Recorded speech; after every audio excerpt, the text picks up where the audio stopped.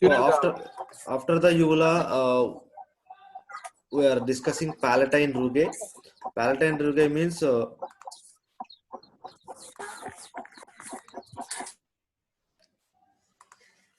palatine rugae. What is palatine rugae? The anterior portion of the roof of hard palate are transverse palatine folds, which are the irregular ridges in the mucous membrane that helps facilitates the movement of food backward towards the pharynx. So you can see here this part. This is the roof of the palate, roof of the mouth. This is the palate region. This palate region having some folds. ఇక్కడ కొన్ని అడ్డంగా కొన్ని foldings ఇక్కడ ఉంటాయి, మధ్యలో ఒక నిలువుగా ఉండేటువంటి ఫోల్డింగ్స్ ఇక్కడ ఉన్నాయి చూడండి. సో ఇవి ఈ ఫోల్డింగ్ ఏదైతే ఉందో దీన్ని మనము పాలటైన్ రూగే అంటాం. అంటే ఇక్కడ డిఫరెంట్ ఫోల్డింగ్స్ ఉన్నాయి, ఆ ఫోల్డింగ్స్ అన్నిటిని కలిపి మనము పాలటైన్ రూగే అని చెప్పేసి చెప్తున్నాం అనమాట. సో దీస్ ఫోల్డింగ్స్ ఆర్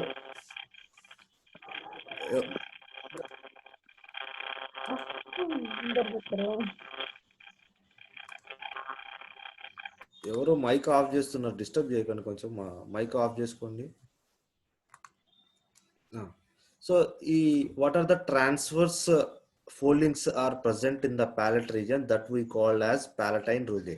మరి ఎందుకు ఈ palatine rugae అంటే what is the importance of palatine rugae? This palatine rugae, it sends the food into the next part of the buccal cavity.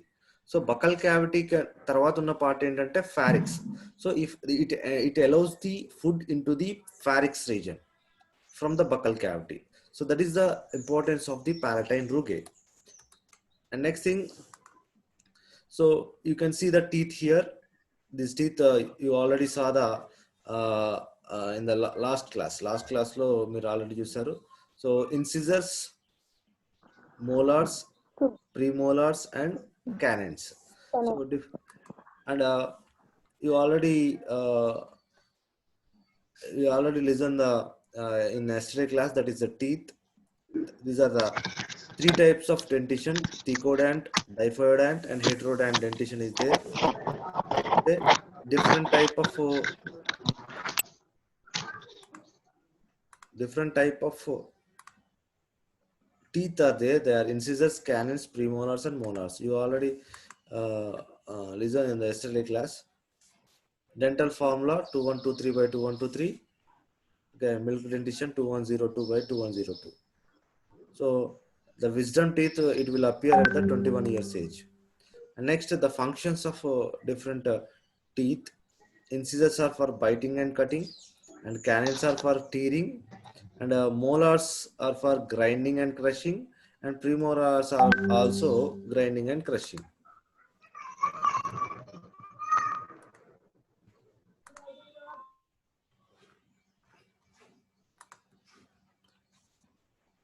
Here, LS of tooth. This is the longitudinal section of the tooth. You may see three parts here: crown, neck region. Crown is the visible part in the mouth, and neck, which is present in between the gums, and root is the inner portion of the teeth. So the inner portion of tooth we call as a root. Next thing is what are the materials present in the tooth? So you may see here, this is called dentin. Dentin is one kind of hard material present inside of the tooth. Okay, so this dentin is secreted by the odontoblast cells. These odontoblast cells are present in the mesoderm. At the embryonic stage, you know, three embryonic layers are there: ectoderm, mesoderm and endoderm. So this dentin substance is formed by the odontoblast cells. These odontoblast cells are originated from the mesoderm. And you know, dentine, this dentine is covered by the another substance that we call as enamel. Enamel is the hardest substance in the body. This is the hardest substance. That's why our teeth are very much hard, due to the enamel. Dentin also hard, but enamel is hard more when compared to the dentin. And next one is enamel. Enamel is secreted by the amyloblast cells. These amyloblast cells are originated from the ectoderm. So ectoderm నుంచి వచ్చేటటువంటి ఏమో amyloblast cells. ఈ mesoderm నుంచి వచ్చేవేమో odontoblast cells అన్నమాట. These amyloblast and odontoblast cells, these are involved in the formation of the tooth. So amyloblast cell secretes the enamel, odontoblast cell secretes the dentin. So dentin is present inside of the tooth, enamel is present above the dentin. And in the tooth, inside of the tooth, you see the pulp cavity. It is a space inside of this tooth, space is present. This space we call as pulp cavity. This pulp cavity is lined by the odontoblast cells. So due to the presence of odontoblast cells only, it secretes the dentin. And next, dentin of the root is covered by the cementum. This the root, entire root is there. This root is whatever the root, this is the substance of dentin. This dentin substance is at the root region. At the root region, we may see the cementum. This is called cementum. This cementum substance, that is a periodontal membrane. What is periodontal membrane? Periodontal membrane and cementum substance, these both are present in the root region. These both are present in the root region. Okay, so below the dentin, cementum is there, and periodontal membrane also present in the root region. And you see the basal part of teeth is covered by the gums. You see here, these are gums. With the help of gums only, the tooth is fixed in the socket of the jaw. Okay, the gums we also call as gingiva. Gingiva means gums. And next one is the tongue. Tongue, it is also called as universal toothbrush. So this universal toothbrush, it is having different papillae on the tongue. The papillae are 4 types of papillae we may see here: foliate papillae, circumvaled papillae, fungiform papillae, filiform papillae. What is the importance of tongue? Tongue helps in the mixing saliva with the food material, and it involves in the taste detection, and also for deglution. Deglution means swallowing, that we call as deglution. And tongue is also help in speaking. So these are the 4 major functions of the tongue. So you may see here tongue. The parts and surface of the tongue. Tongue consists two surfaces. One is dorsal surface, another one is ventral surface. So at the apex region, apex means this is the anterior portion, this is the posterior portion. At the posterior portion, you may see the large taste buds. Large taste buds are appeared in the posterior region. Okay, and you see in the ventral part, in the ventral part mostly smaller taste buds are present. Okay, in the dorsal part and apex region, large taste buds are there. In the ventral part, small taste buds are present. Okay, and next one, ventral surface. So this is the below of the tongue. You may see the below of the tongue. So if you fold your tongue to the upward direction like this, you may see this portion that is called the middle region. You may see a line-like structure that we call as lingual frenulum. Lingual frenulum. Lingual frenulum is a thin strip of tissue that runs vertically from the floor of the mouth to the under surface of the tongue, that we call as lingual frenulum. It's a line-like structure which is present below of the tongue. So it tends to limit the movement of the tongue. So it involves in the movement of the tongue. And next one is a plica fimbriata. Plica fimbriata means you may see it is the ridge the either sides of this region, you may see the veins here. You may see the veins. These veins, they are present at the lateral portion of the frenulum. So these veins we call as plica fimbriata. And papillae of the tongue, you know already, 4 varieties of papillae are there: filiform, fungiform, foliate, circumvallate. So let us discuss about each and every one. uh, Filiform papilla. You may see here filiform papilla where they are present. These are present at the dorsal region of the inner, very internal, very internal region. You may see the filiform papillae. So the dorsal region, and inside of the tongue only, the surface of the tongue, in the middle portion, you may see the filiform papillae. Next, fungiform papillae. You may see at the tip of the tongue. This is the tip of the tongue. This tip of the tongue, at the anterior portion of the tongue, you may see the fungiform papillae. You may see here how the papillae are present in the tongue. The structure, fungiform papillae is like this. Foliate papillae is like in a this structure, that is like a psi-like structure. And you may see circumvalent papillae is like this structure. So different papillae, those are present in different structure. And foliate papillae, you may see the edges of the tongue. You see here, edges of the tongue, they are like this. They are at the leaf-like edges are present at the tongue region, that consists the foliate papillae. Okay. And circumvalent papillae. The circumvalent papillae, they are present at the posterior region, or at the end of the tongue. At the end of the tongue, you may see the circumvalent papillae.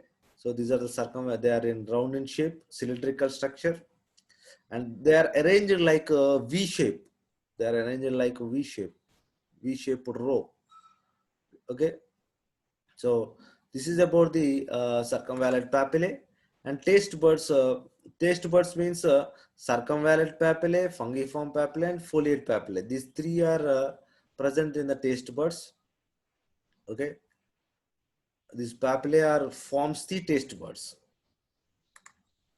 So taste discrimination, how the tongue detects the taste. How the tongue detects the taste. Here you may see the receptors, gustatory receptors, that detects the 4 main types of taste sensations. So what are the 4 types of taste? Sweet, sour, salty, bitter. So sweet, it is detected by the tip of the tongue. So you can see here, sweet is detected at this region. And sour, it is detected at middle portion, the middle portion. At the lateral regions, middle portion, it is detected by the sour. And next, salty. Salty, it is a anterolateral. This portion is salty. And bitter. And bitter, that is a base region, at the end of the region, that is detected by the bitter.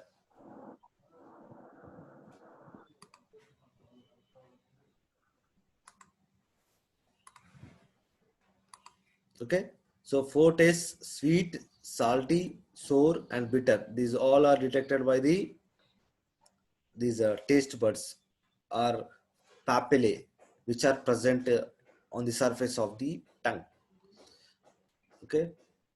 However, recent evidences indicate that all areas of tongue are responsive to all taste stimuli. Okay. This is the old study, but recent evidences, they are saying that every region, it will get the every taste. Every taste is detected by every region of the tongue. So next thing is another one taste is there, that is called umami. This umami is it is came in new researches. Umami is one kind of new taste. It is not there in old days like a bitter, salt, sour, sweet. These are four you know already. But what is umami? Umami is it is associated with the uh, meat or fruity or minty type of taste that we call as umami. It is like a flesh. What the flesh we ate at that time, we will get the umami taste. So this umami taste, it is discovered by the Kikume Ikeda. He is a scientist, Japanese scientist. He detect the umami. So it is a one kind of a meat taste that we call as umami. And next region is called pharynx region. Pharynx region, it is consists three parts. After the buccal cavity, it enter into the pharynx region. So this is the buccal cavity region, it enter into the pharynx region. So this is the soft palate. The soft palate, it divides the three parts. The pharynx region is divided into three parts. The above region called as nasopharynx, and the middle region is called as oropharynx, and the below region we call as laryngopharynx. Naso, oro, laryngo. So nasopharynx, it lies above the soft palate. So here in the middle region soft palate is there. The above of the soft palate, it consists the narrow pharynx, and the oropharynx, it is the middle part, and the laryngopharynx, it is the lower part of the pharynx. Okay, three portions you may see here. So join 10 minutes is there for closing this session. You can join in another session with this link only. Same link తోటి మళ్ళీ join అవ్వండి. 10 minutes లో మనకు close అయిపోతుంది మళ్ళీ. Okay, ఇక్కడ మనకి you may see the different regions of the pharynx: nasopharynx, oropharynx, laryngopharynx. And glottis region. What is glottis? Glottis means where the laryngopharynx and usophagus. You can see here, this is the laryngopharynx region, and here you may see two tracts. One is a usophagus, another one is trachea. Okay, usophagus, this one is a usophagus, this one is a trachea, and the above region laryngopharynx is there. So where they are attached at this region we call as glottis. Usophagus and trachea open into the laryngopharynx through glottis. So this portion we call as glottis. And epiglottis. Epiglottis is a cartilaginous flap prevents the entry of food into the glottis during swallowing. So when we are doing the swallowing, మనము మింగేటప్పుడు ఏమవుతుందంటే ఈ epiglottis అనేది, this epiglottis, it will closes the respiratory tract. Respiratory tract ని close చేసి food will allow into the digestive tract. Digestive tract లోకి food వెళ్ళిపోతుంది. ఈ flop వచ్చేసి రెస్పిరేటరీ ట్రాక్ ని క్లోజ్ చేస్తుంది. అంటే ఇది food will not allow in to the respiratory tract, it only allows in to the digestive tract. So that is the function of epiglottis. I will show in video also the next session. Next session లో మీకు video చూపిస్తాను. ఇది muscles of pharynx that assist in swallowing. Voluntary muscles. So at the pharynx region you may see the voluntary muscles. They are working with our conscious, that's why voluntary muscles. So these muscles are allowing the food into the next part, that is the usophagus. Next, tonsils. You may see here tonsils. Tonsils are these are a collection of lymphoid tissue facing into the aerodigestive tract. Aerodigestive tract. So here one digestive tract is there and respiratory tract is there. At that region, you may see the tonsils. At that region, the above the tongue region where the palate is present, the either side of the uvula, you may see the tonsils, and not only the tonsils, which are present in the soft palate that we call as palatine tonsils, and another tonsils also there. They are called pharyngeal tonsils. Pharyngeal tonsils, uh, they are present at the pharynx region. You may see here, these are the palatine tonsils, these are the pharyngeal tonsils, and lingual tonsils are also present. Lingual tonsils, they are below the tongue region that we call as the lingual tonsils. So a pair of lingual tonsils are present below of the tongue, and at the uh, palatine region, a pair of palatine tonsils are there. At the pharynx region, at the above region, we may see the pharyngeal tonsils. These pharyngeal tonsils are also called as adenoids. These are also called as adenoids. So these are the three types of tonsils we may see in our head. Next, tonsils, they are involving in the immune system. So they are first line of defense. They are trapping the foreign invaders which are coming from the outside of the body. So if they are entering into our body, human body, they will trapping and they will kill those foreign invaders or pathogens. So that's why tonsils are involving in a immune function. Okay, so I don't want to extend this functions. These are not having in your syllabus. But and next one is esophagus. Esophagus is also called as a food pipe. This food pipe, you may see here where the pharynx is there, the pharynx and stomach. These two are connected with a tube-like structure that we call as esophagus. So this esophagus is a long, thin, muscular tube, and it is extending posterior and passing through the neck. So it will, from the pharynx region, it will pass through the neck region. This is the neck region. It will pass through the neck and thorax and diaphragm also. Diaphragm is present below the lungs, and it will penetrate from the neck and also diaphragm, and it leads to the stomach region where the stomach is there. So it connects the pharynx to the stomach, and when the esophagus enter into the stomach, at that region one junction is there. At the junction, that esophagogastric junction, this esophagogastric junction, one sphincter is present here. One sphincter that we call as a cardiac sphincter. So you can see here cardiac sphincter here. Okay, the cardiac sphincter, it regulates the opening of esophagus into the stomach. Okay, it regulates the esophagus into the stomach. So whenever we eat the food, if the stomach is empty, then only it allows the food into the stomach from the esophagus. Otherwise, if stomach is full, it will not allow the food from esophagus to the stomach. That is the function of the cardiac sphincter. Next,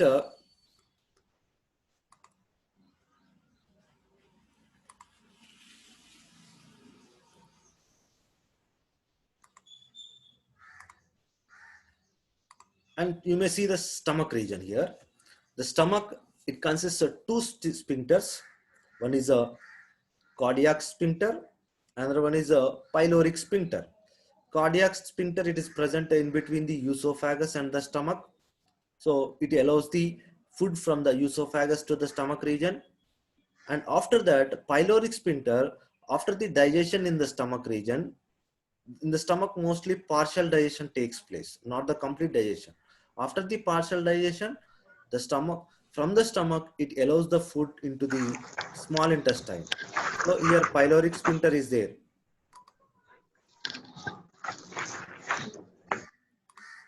So cardiac sphincter and pyloric sphincter are involving in a very crucial role. They are involving in major functions. So, and in the stomach region, you may see different parts. So, inside of the stomach, rugae are there. Rugae means they are foldings. Okay, in the stomach, what are the parts are there? You may see here. This is the greater curvature. This is the greater curvature of the stomach, and you may see the lesser curvature. So, greater curvature and lesser curvature. And inside of the stomach, three portions are there. One is a fundic region. This is the fundic region, body, and cardiac region. Okay, fundic, cardiac region, and body region. Okay, these are the three portions you may see here.